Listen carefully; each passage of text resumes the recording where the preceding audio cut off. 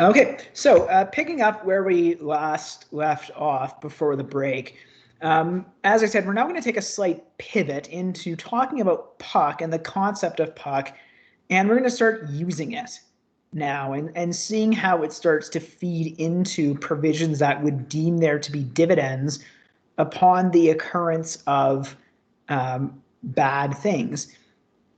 And so the first place that we're going to start is subsection 84.1. And this applies to the most blatant things that could give rise to a deemed dividend. So looking at our conditions of application, in order for subsection 84.1 to apply, we have to have a corporation that is a corporation resident in Canada, and it must have increased the puck of a particular class of its shares. So that sounds wildly broad, right? That any increase in the puck of shares of a corporation could potentially cause subsection 84.1 to apply if the corporation is resident in Canada. However, we then get into a list of things that are accepted from subsection 84.1 applying. And so here we go. Here's the list. Number one, any increase in puck on the payment of a stock dividend, since that increase in puck already gets included in the shareholder's income as a dividend anyway, so we don't need to worry about that. So that's easy. Number two is any increase in the puck as a result of a transaction wherein the value of the assets of a corporation over its liabilities has been increased, or the amount of the liabilities of the corporation less the value of its assets has been decreased by an amount that does not exceed the puck addition. So this basically means that if a shareholder contributes capital to a corporation or assumes a liability of a corporation and does not receive any other consideration for the contribution or assumption, then the corporation can add an amount to the paid up capital of its shares in exchange for that contribution or assumption, and there would be no deemed dividend. Third, subsection 84.1 does not apply if there is a decrease in the puck of another class of shares by an amount that is not less than the increase of the puck of the shares of a particular class. So what this means is that you can shift puck between classes of shares at will, provided that you do not, in aggregate, increase the puck of the shares of the corporation. However, shifting puck between classes does generally require a special shareholders resolution under the ABCA or under any other BCA. So in an arm's length situation, you're probably not randomly shifting puck between classes. So not as common a situation. Fourth, subsection 84.1 does not apply to any action by which the corporation has converted contributed surplus into paid up capital. So contributed surplus is an accounting concept, and what it is intended to do is it's intended to reflect contributions to the corporation by a shareholder that otherwise would not show up on the balance sheet of the corporation. So paragraph 84.1c.3 specifies that the contributed surplus must be created on a non-tax deferred exchange of shares, an acquisition of property from a shareholder for no consideration or for consideration that does not include shares, or as a reduction of puck that did not increase in the puck of the shares of another class. So basically,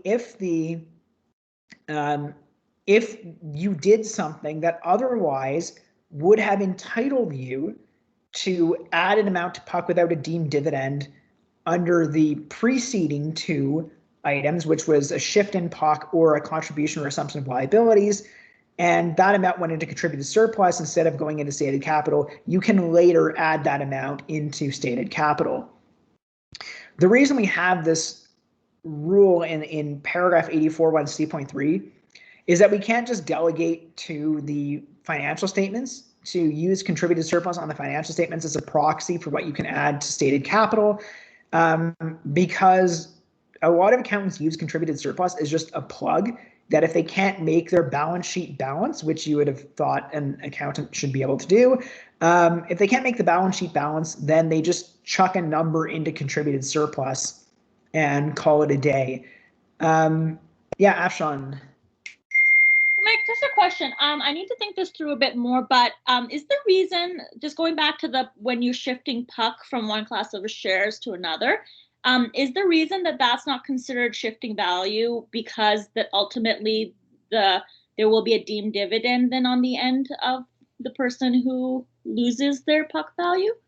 Yeah, exactly. Okay. Exactly, because PUC is a, I guess we'd call it an in rem thing and not an in personam thing. So the act is indifferent about who has the PUC, as long as the amount of the PUC isn't increased. So yeah, I think that is exactly it. That if you have a situation where people are trading PUC between classes and there's in fact different shareholders, then who cares? We might care a little bit if the shareholder who's losing the PUC is a tax exempt, but again, since it requires a special shareholder resolution, they've probably signed off on it, and we sort of assume that tax exempts aren't going to sign off on stupid things.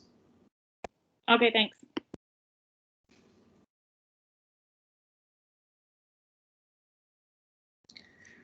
Okay, so with that, did anybody else have any questions on that basic first part of subsection 84(1)?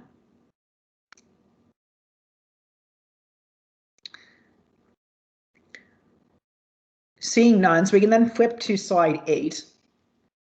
And this is the what happens. So if subsection 84(1) applies, then the corporation is deemed to have paid a dividend to its shareholders of the class of shares that benefited from the PUC increase. And the shareholders are deemed to have received a dividend paid by the corporation in proportion to their shareholdings of that class at the time of the PUC increase.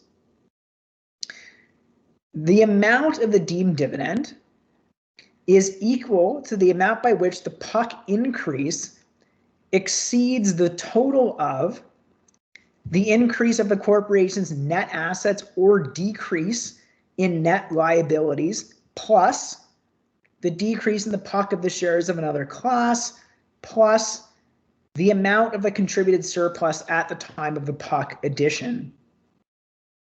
And so that's all on the sides. But the moral of the story is here that if you increase PUC willy-nilly, then the result is a deemed dividend equal to the amount of the PUC increase.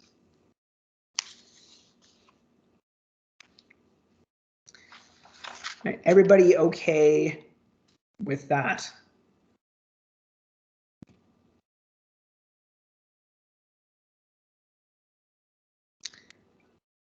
All right, so that's subsection 84(1). That was the easy one. It gets harder from here. So we are now on to slide 9, and we're going to talk about subsection 84(2).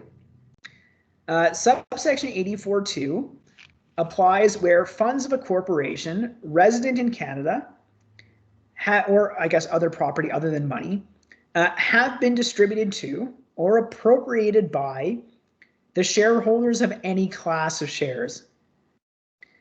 This distribution or appropriation must happen on a winding up, discontinuance, or reorganization of a business of the corporation. So this requirement of a winding up, discontinuance, or reorganization of a business of a corporation is different than a winding up or dissolution of a corporation.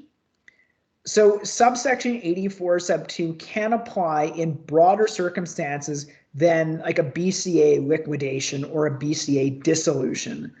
So important to keep that in mind. The other thing to keep in mind is that the in any manner whatever language in subsection 84.2 is very important and very broad. The breadth of this phrase has basically been the issue in almost all of the litigation regarding subsection 84 sub 2.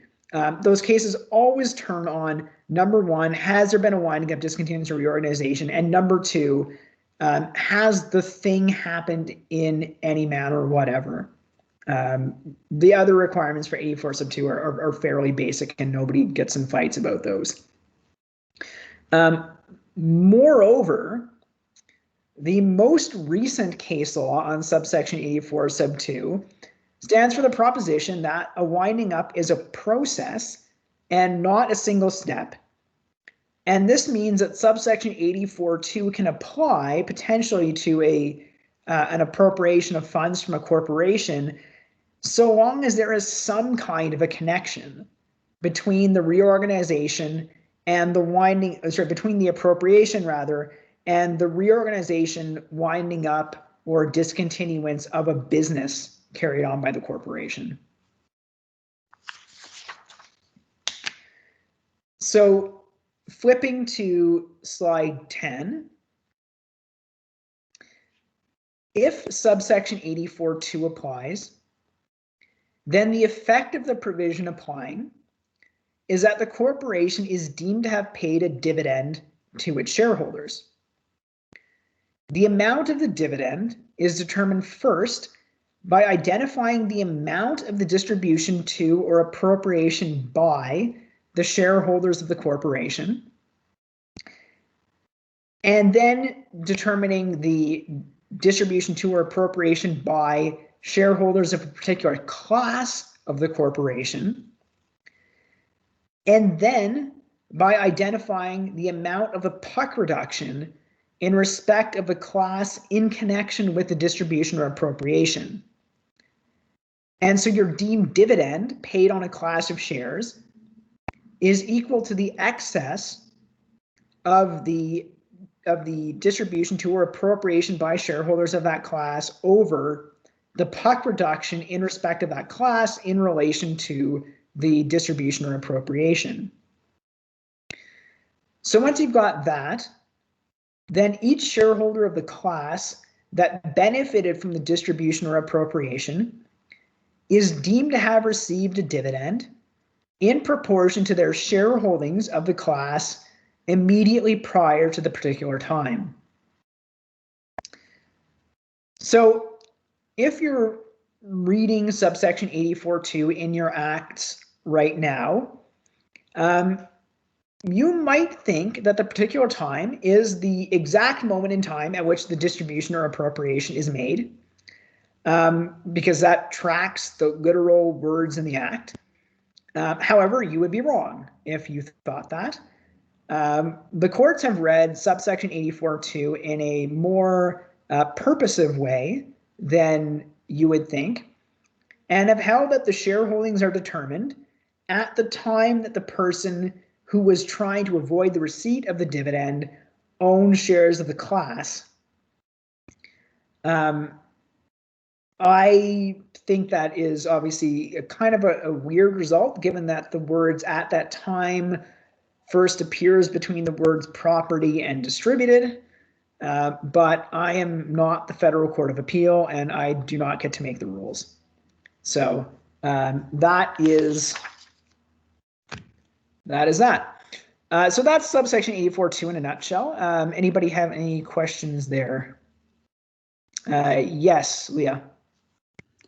I'm a little confused about how you determine, like, so it says, like, you reduce puck for a distribution or appropriation. I'm just a little confused how you determine, like, which class of shares benefits from the distribution or appropriation. Yeah, so usually so the answer is, so the two parts to that. One is the puck reduction part. The important thing to keep in mind is that you don't have to reduce puck, but 84 sub 2, because it applies in a winding up discontinuous reorganization of a business of the corporation, would also apply to a liquidation. And so the reason why there's this puck reduction discussion in there is that if you have a liquidation of the corporation and all the shares are canceled on the liquidation, then there's necessarily a reduction of puck. And so what 84 sub 2 is saying is that you only have a deemed dividend to the extent that the appropriation or distribution exceeds that puck reduction. If, for example, because the share was canceled. That is not only limited to that circumstance, but that's the idea. So that was kind of conceptual part one in your question that I wanted to address. So the main question itself, how do you determine which class has received the appropriation or distribution? And the answer is that in real life, it's actually usually really easy to figure that out. Usually because there's probably only one shareholder. And so at that point, it functionally doesn't matter on which class of shares the distribution was received. Option two is that, for example, if it's there may only be one class, in which case then again, it's really conceptually very easy. Option number three is that if there's, for example, a liquidation and there's a winding up agreement, then that agreement will say who is entitled to receive what property. And so the amount of the appropriation or distribution to each class of shares should be pretty easy as long as you know who the shareholders of the particular class are. So that's the thing, is you do have to, there's no magic in the act that tells you which shareholder or which class of shares receive the distribution, but facts is, so you just have to look at the facts, and usually it's somewhat apparent on the facts. Okay, thank you. You're welcome. Anybody else?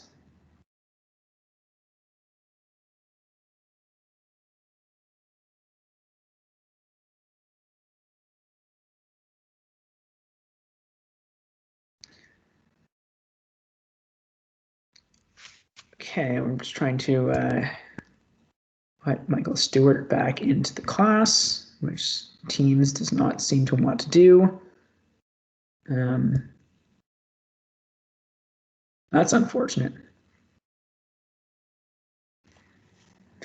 Sucks to be him. Okay. Anyway, that's 84 sub 2. So seeing no other questions, we can flip on to page 11. Or slide 11, and we can talk about subsection 84.3. Subsection 84.3, like subsection 84.1 and subsection 84.2, subsection 84.3 is applicable to a corporation resident in Canada. And so it applies to that corporation when the corporation has acquired, redeemed, or canceled any of the shares of its capital. So you're hearing that and you're probably piggybacking onto the question that Leah just asked about 84 sub 2. And I said, well, it can apply when you cancel the shares in the liquidation. And you're saying, well, wait a second, but about 84 sub 3, because you just said it applies when you have the shares being canceled. And so there is, in fact, an ordering rule baked right into subsection 84.3. And subsection 84.3 applies to all repurchases or redemptions or cancellations, etc., except where the repurchase, redemption, cancellation, etc., is a transaction to which subsection 84.2 applied. So, for example, if a corporation canceled all of its shares on a liquidation, then subsection 84.2 would apply instead of subsection 84.3. So there is a priority rule here, and generally speaking, if both subsection 84.2 and subsection 84.3 could apply, subsection 84.2 applies in priority to subsection 84.3. So flipping to slide 12. We can now talk about the so what part of subsection 84.3. So subsection 84.3 is different in its application than subsections 84.1 and 84.2. So instead of applying to all of the shareholders of a class, subsection 84.3 only applies to the shareholders of a class whose shares were repurchased. So this is an important distinction. We don't have that same prorating rule necessarily. Instead, under paragraph 84.3a, the corporation is deemed to have paid a dividend on each class of shares included in the repurchase, acquisition, or cancellation, equal to the amount by which the consideration for the shares of that class exceeded the PUC of those shares. So that's all well and good. You say, okay, well, if the shareholder owns, let's say, 1,000 Class C shares, and those shares were repurchased for $1 million, and the paid up capital of those particular shares, so it was it was 1,000 Class C shares. Let's say it was $100,000, so it was $10 per share. It was $100 per share rather. That was bad. $100 per share. Then the amount of the deemed dividend is going to be $900,000, right? It's the excess of the consideration for the redemption in excess of the PUC of the shares of that class that were repurchased. And so that's relatively straightforward when you have one class of shares. And if you have multiple classes of shares, then you just do it on a class by class basis. So then what happens is then you drop to paragraph 84.3b. And any shareholder of a class of shares included in the repurchase is deemed to have received a portion of the dividend calculated under paragraph 84.3a to the extent of their proportionate ownership of the shares repurchased. So if the corporation repurchases all of the shares of one or more classes issued to a single shareholder on a buyout, then that shareholder receives 100% of the deemed dividend. If, for example, in our example where we had the $900,000 dividend on the repurchase of 1,000 Class C shares, and there was two shareholders and both of them owned 500 Class C shares, then each one receives a dividend of $450,000. So that's the idea with paragraph 84.3b. So again, if that isn't making total sense, I promise it will make more sense when we get to the problems. I'm not going to say it's going to make total sense, but it will make more sense. So there's also a supporting rule for subsection 84.2 and subsection 84.3, and that's in subsection 84.9, which deems a corporation it deems a shareholder of a corporation whose shares have been repurchased or redeemed to have disposed of those shares to the corporation. This rule gets to be very important when you're dealing with, for example, repurchases of shares owned by non-residents. That because you have this deeming rule, the corporation being deemed to acquire the share even though the share ceased to exist on the repurchase, you can have non-resident compliance obligations arising. You will not see that in this course, but important to keep in mind that there is a deemed disposition to somebody and a deemed acquisition by somebody on the repurchase, even though the actual real life effect is that the shares just cease to exist.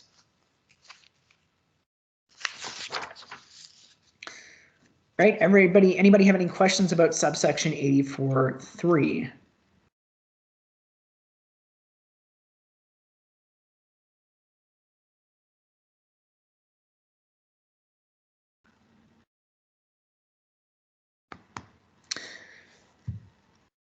Okay, seeing none, let's flip to slide 13, and we can talk about subsection 84.4. So subsection 84(4) applies to a corporation resident in Canada that has reduced the puck of its shares. So, it sounds relatively straightforward. However, subsection 84(4) does not apply to redemption, acquisition, or cancellation of shares. So it doesn't apply if subsection 84 sub 3 applies. And it's also deemed not to apply if subsection 84(2) or subsection 84(4.1), which we're going to talk about, applies to the transaction.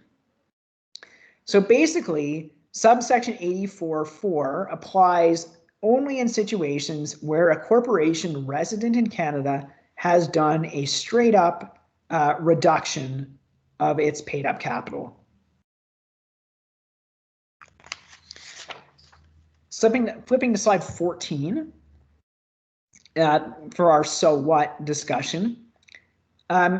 If subsection 84 sub 4 applies, then, like all of the other rules we've just talked about, the corporation is deemed to have paid a dividend. The amount of the dividend is equal to the amount by which the paid up capital reduction exceeds the puck of the class that was subject to the puck reduction. The shareholders of the class that was deemed to have received the dividend under paragraph 84(4)(a) is deemed to receive the dividend in proportion to their shareholdings of the class immediately prior to the reduction. So in essence, subsection 84(4) is intended to prevent a corporation from reducing capital by more than the amount of the capital in order to reduce dividends. Like, this might sound kind of silly, that you would reduce your stated capital to a negative amount in respect of a class, but it could work for tax purposes if you could make it work for corporate law purposes as a tax avoidance mechanism. Because if the shareholders had ACB in excess of puck, then the result of driving the puck negative would be that you would just have proceeds of disposition on the share, and you would have ACB, so it would be fine. Or it would work as an arbitrage mechanism, because when the ACB of the share gets dragged down with the puck reduction and goes negative, you just have a deemed capital gain. I guess in mentioning that, it is important to keep in mind that a reduction of stated capital can reduce the puck of a share under subsection 53(2) if there is a return of the capital with the reduction of paid up capital. So we did talk about that earlier in the course, that reductions of paid up capital and reductions of stated capital do reduce ACB as well if there is a return of capital. If there is no return of capital, then the ACB stays the same. But in this example, if you wanted to drive the puck negative and return the puck to the negative puck to the shareholders, so you're returning something that doesn't exist, but ignoring that kind of weirdness, you would drive the ACB negative and then potentially have proceeds of disposition. Okay, so does anybody have any questions about subsection 84(4)?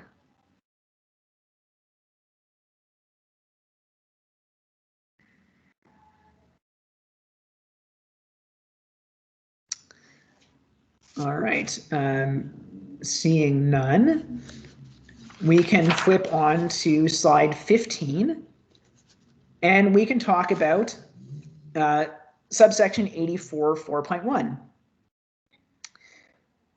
And so if you practice in Edmonton or Saskatoon or somewhere similar, subsection 84(4.1) is the most useless of all of these rules because it only applies to public corporations and their shareholders. So you will come across this thing like once every 5 years. or thereabouts, very infrequently.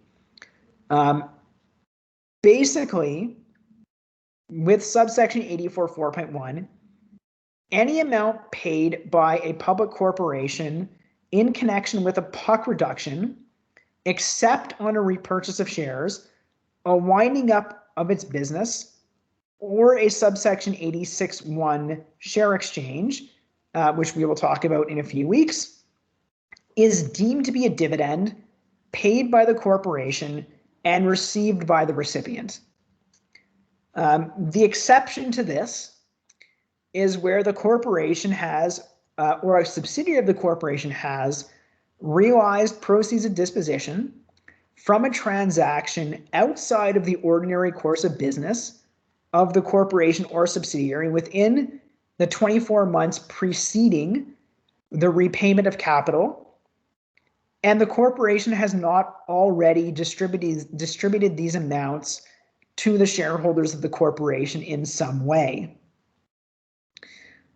So what this rule does is basically says that notwithstanding the PUC of the shares of a public corporation, the public corporation can only ever return capital to its shareholders without a deemed dividend where the corporation has sold significant assets in order to fund the return of capital. So for example, if we had a corporation that sold a subsidiary in exchange for cash, and then it used the cash to return capital to its shareholders, then the corporation could fit into subsection 84.4.1, provided that the corporation has not otherwise distributed the cash and provided that it makes the distribution within 24 months of the date of the sale. Otherwise, public corporations either have to pay dividends or repurchase shares. They otherwise cannot do returns of capital the way that a private corporation could.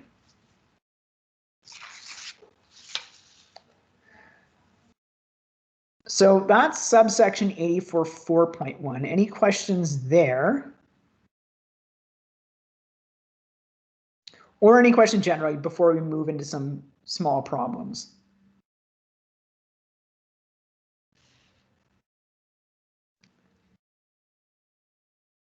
Okay, seeing none, we can flip to problem 7a, which is in handout number 17. And so in problem 7a, we're looking at applying the deemed dividend rules to some examples. And 7a is individuals A and B both own 100 Class A shares of ACO with PUC and ACV of $1 per share. In 2021, A contributes $100 to ACO. No new shares are issued to A. And then ACO adds $200 to the stated capital of the outstanding Class A shares. So what happens here is that we have an addition to stated capital in this case that is greater than the increase in the net assets of ACO described in paragraph 84.1b. Our old stated capital was $200, but our new stated capital is $400, and the total of all contributions, including the ones on incorporation when A and B acquired their shares, is only $300.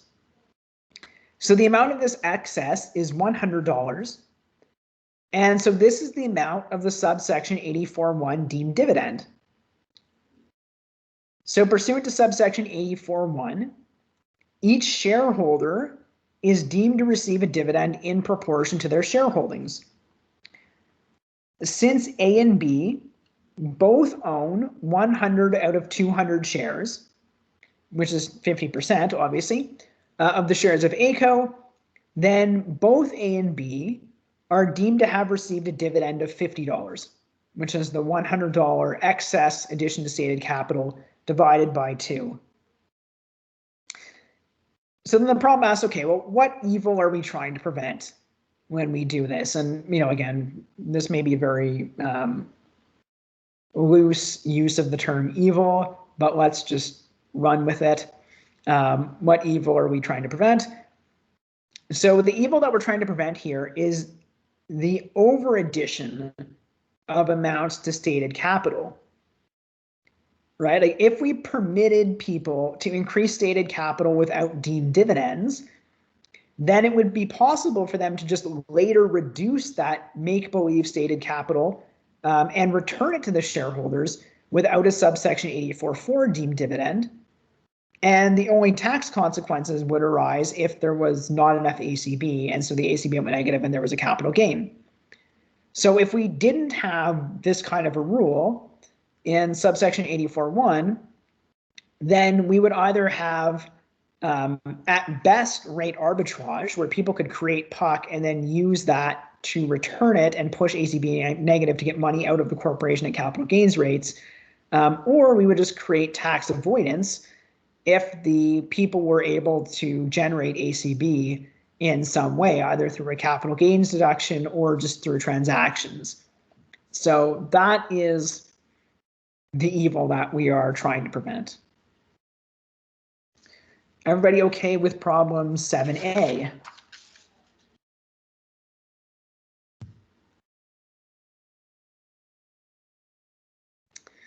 All right, seeing nobody, let's move on to problem B and slide 17. So in problem B, we now have A as the sole shareholder of ACO. A had originally contributed $200 for the issuance of 100 Class A shares, but on issue only $100 was added to stated capital. In 2021, A contributes a further $100 to ACO. No new shares are issued to A, but $200 is added to the stated capital of the outstanding Class A shares. So now what happens? Well, the answer is nothing happens, interestingly enough. So when A contributed $200 to ACO, but only added $100 to stated capital, the other $100 became contributed surplus under subparagraph 84.1 C.32. And it probably would have gone into contributed surplus on the corporation's balance sheet as well. So when $100 more is contributed to the corporation, but $200 is added to stated capital, then the amount of the stated capital addition does not exceed the total of the increase in the corporation's net assets under paragraph 84.1b plus the contributed surplus on hand under subparagraph 84.1 C.32. So the amount of the deemed dividend actually calculates to nil.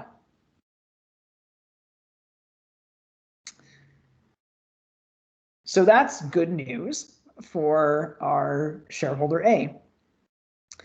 So the question asks, well, what evil is being prevented here? And I mean, nothing has been prevented. So it would seem to me that there is just no evil here at all. And everyone is good. So that's also an easy answer. Everybody okay there? I just had a quick question about deemed dividends in general. Yeah. Do they trigger RDTOH refund at all? Do they ever? Yeah, absolutely they do. So that they can be a very valuable tool for that in the sense that, for example, if you have shareholders you want to get rid of and you have non-eligible RDTOH or eligible RDTOH on, sitting around and you would like to get it back, absolutely, right? It's not a bad deal to create a subsection 84.3 deemed dividend and to get your RDTOH back in that manner. Similarly, there are plans I mean, which won't make sense now, it'll make more sense after next week. Yeah, where you deliberately cause deemed dividends in order to get RDTH back and actually achieve a better integrated rate. And as well, I think it also follows, and we're gonna talk about actually the answers to this question next week as well, but it also follows that a deemed dividend can be designated as a capital dividend as well. So you can similarly, if you have CDA, recover your CDA using a deemed dividend. And again, there are tax plans that count on this happening. For example, with subsection 84.1, where if you have CDA and you're going to sell the shares and you don't have assets that you can extract from the corporation, you want to create shareholder loan because you're going to sell it, you can create a deemed dividend under subsection 84.1, and to the extent of your CDA, designate as a capital dividend, it's received tax-free, and then under paragraph 53.1b, you get an addition to the ACB of the share, so it reduces your capital gain on the sale of the share. So yeah, absolutely deemed dividends are, for pretty much all intents and purposes, are real dividends, and real. They're dividends, and so yeah, anything that you could do with a dividend, you can do with a deemed dividend as well. Thank you. Welcome. Anybody else?